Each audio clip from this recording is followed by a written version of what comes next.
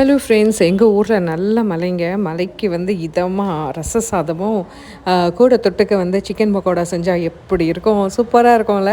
அதுதான் இன்றைக்கி ரெடி பண்ணலாம் அப்படின்னு சொல்லிட்டு ரெடி பண்ணிகிட்டு இருந்தேன்.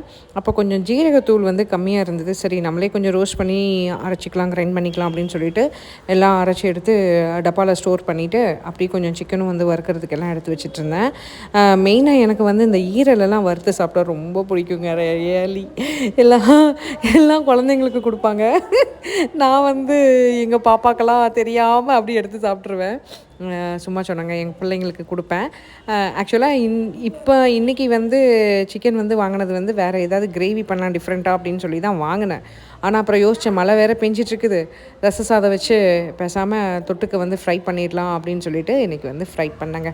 வீட்டில் இருக்கிற மசாலாஸ் தான் நான் வந்து போடுவேன். வேறு எதுவும் வந்து கடையில் ரெடிமேடெல்லாம் போடுறதில்ல. இப்படி தான் வந்து ஃப்ரை பண்ணுவேங்க. ஓகே, எனக்கு பசிக்குது.